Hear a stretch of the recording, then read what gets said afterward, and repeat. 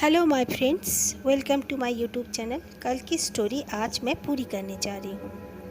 हारून और इमेली दोनों निकल पड़े थे उस 3 सेट गांव के लिए। जाते जाते रास्ते में काफ़ी अंधेरा हो गया क्योंकि वो गांव उनके सिटी से बहुत दूर थी। उन्होंने सोचा कि यहाँ पे कहीं स्टे कर लेंगे, कल सुबह फिर चलेंगे। यही सोच के वो लोग आसपास देख रहे हैं, बट जिस जगह में वो लोग खड़े हैं गाड़ी लेके, वहाँ पे घर में कोई ना लाइट जल रहा है, ना कहीं उजाला, ना पोस्ट लाइट, कहीं कुछ नहीं। हारून ने कहा ये कैसे हो सकता है, गांव में घर बने हुए हैं लेकिन कोई है क्यों नहीं।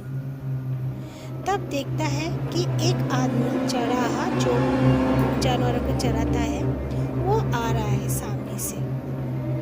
उन्होंने कहा कि भाई सुनो ना, ऐसे ऐसे गांव जाना है हमें, तो रात हो चुकी है, हम यहाँ कहीं स्टे करना चाहते हैं। तो उस आदमी ने कहा ठीक है, चलो हमारे घर में स्टे कर लो, कल सुबह निकल जाना। तो दोनों ने कहा ठीक है, आ गए। तो उस आदमी ने, जिस आदमी ने उसे घर लेकर आए थे, उनका नाम था दिलेर। दिलेर अपना इंट्रोडक्शन उनके साथ किया। उसके बाद वो लोग तीनों बैठ गए। उसने कहा रुको, तुम्हारे लिए कुछ मैं खाने पीने का सामान लाता हूँ।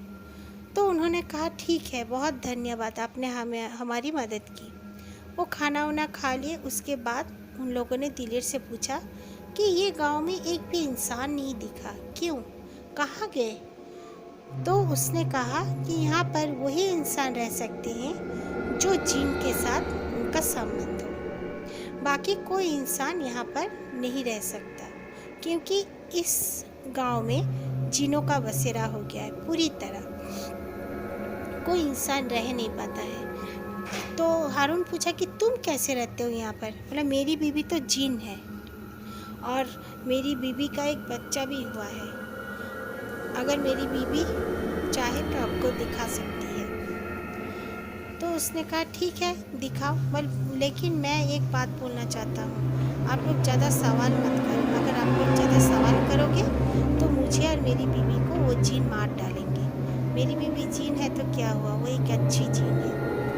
बदमाश जिनों के गिरोह से है वो, उन्हीं का कौम है, उन्हीं का वो टीम है, बट वो अच्छी है। तो बोले ठीक है चलो दिखाओ। उन लोगों ने एक बच्चा दिखा जो कि पालना में छूट रहा था, उसकी एक ही आंखें थी। तो इमेली तो थोड़ा सा डर गई, ताज्जुब हो गई कि ये कैसा बच्चा है। और बच्चे का जो सर था, उसके दिमाग पूरा दिख रहा था, जैसे ट्रांसप्लांट होता है ना, वो उस तरह उसका दिमाग पूरी तरह दिख रहा था। वो लोग देखकर वापस आ गए इस रूम में जहाँ बैठे हुए थे। तो दिलेर ने कहा कि साहब आप लोग जल्दी जल्दी लेकिन चले जाना, कल तक यहाँ पे मत रहना, क्योंकि कोई भरोसा नहीं जिनों का। ये लोग बहुत ही गुस्सेल और हानि पहुँचाने वाले जिन हैं, क्योंकि जिन मौका जाके लोग हैं ये लोग। तो हारून ने कहा हाँ हाँ हम कल ही निकल जाएंगे, यहाँ पर हम लोग को रहना ही नहीं था, लेकिन बहुत रात हो गई थी इसीलिए हम लोग रह गए, और आपको बहुत थैंक यू। इसके बाद सुबह हुई, वो दोनों चले गए। जाने के लिए सब तैयारी वैयारी करके जाने ही वाले थे कि देखते हैं कि दिलेर की बीवी और दिलेर को मारकर एक पेड़ में टांग दिया गया है। ये दोनों देखकर तो बहुत डर गए कि ये कैसा हुआ, ये क्यों हुआ। उन्होंने और कुछ इधर उधर नहीं देखा, वो दोनों अपनी गाड़ी में बैठ के जिस गांव में जा रहे थे 3 सेट में चले गए। वहाँ पर भी पहुँचते पहुँचते शाम हो चुकी थी। एक आदमी वहाँ पर खड़ा था ठीक गांव की एंट्री में ही। उसका नाम था कॉरेन। कॉरेन से जब उन्होंने पूछा कि ये गांव 3 सेट गांव ही है ना, तो उसने कहा हाँ, लेकिन तुम लोग क्यों आए हो, मरने के लिए आए हो क्या? यहाँ पे बाहर से इंसान आते हैं, इतने रात को तो मुसीबत में पड़ जाते हैं, आपको क्या काम है? तो बोला मुझे कुछ काम है इसीलिए तो आया हूँ, नहीं तो क्यों आता। तो कॉरेन ने कहा कि यहाँ पर ज़्यादातर लोग पॉजेस्ट हैं और यहाँ पर ज़्यादा जिन है, यहाँ पर इंसान की कमी हो गई है, ये गांव एक अभिशाप गांव बन गया है। और कॉरेन ने वो इमिली को देखने लगा, बहुत आंखें फाड़ फाड़ के। इमिली भी उसे देख रही थी, क्योंकि कॉरेन के हाथ पांव मुड़े हुए थे, उसके पैर भी किस टाइप के थे जो चल नहीं पा रहा था ठीक से। और कॉरेन को जैसे समझ में आ गया कि ये वही लड़की है जो लड़की का तबीयत खराब था, वो बच्ची थी जब, वो कॉरेन के शरीर में उसका वो बीमारी दे दिया गया था, तभी वो बच्ची ठीक हो गई थी। कॉरेन पहचान गया। पहचानने के बाद उसे बोला कि आप वही हो, है ना?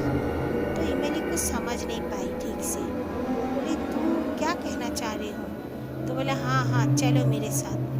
तुम्हें जीन्स लोग अभी मुझे लगता है तुम्हारी ज़िंदगी ख़त्म करने के लिए तुम्हारे पीछे आ गए हैं। तुम्हारे मम्मी पापा के साथ ज़रूर उन्होंने इतने ही उम्र तक तुम्हारी जान दी थी, इसीलिए अब तुम्हारे ज़िंदगी पूरी हो चुकी है बोलकर ही तुम्हें इस तरह से दिखाई पड़ रहे हैं। तो इमिली तो बहुत डर गई, बोली फिर क्या करें? बोले चिंता मत करो, यहाँ पर कई बच्चों के कपड़े हैं, उसी में एक बच्चे का कपड़े है, उसके शरीर के कुछ टुकड़े हैं यहाँ पर, जिस बच्चे को उन लोगों ने मार डाला था। यहाँ पर बहुत बच्चे पॉजेस्ट हो जाते हैं और मर जाते हैं, और कई माएँ पॉजेस्ट रहती हैं उन बच्चों को पैदा करने से, और बच्चे भी मर जाते हैं, माँ भी मर जाती हैं। उसी एक बच्चा का, जो बच्चा सबसे ताकतवर पैदा हुआ था, उस बच्चे का अगर कब्र तुम्हें मिल जाए और तुम उसे खोद के जीनों के हवाले कर दो तो तुम्हारी ज़िंदगी दोबारा मिल जाएगी। तो वो दोनों ढूंढने लगे और इमिली को मिल भी गया वो कब्र। तो कॉरेन ने कहा हाँ यही है, खोदो इसे, तुम्हें ही खोदना पड़ेगा। वो खोद डाली। खोदने के बाद एक बच्चा निकला है, हड्डियों का ढांचा जैसा। वो लोग रिचुअल करेंगे, सोचे कि पीछे से हारून आके एक बड़ा सा तलवार लेके आके कॉरेन के ऊपर में वार कर देता है, और कॉरेन का वही मौत हो जाता है। इसको देखकर इमिली बहुत डर जाती है, डर के कॉरेन को पूछती है कि तुमने ऐसा क्यों किया? तो उसके आगे भी हारून आगे चलने लगा, उसके पास आने लगा। इमिली ये देखकर डर के मारे दौड़ के और पीछे तरफ भागी। वहाँ भागती उसे मिस बिल्किसी फिर से दिखी।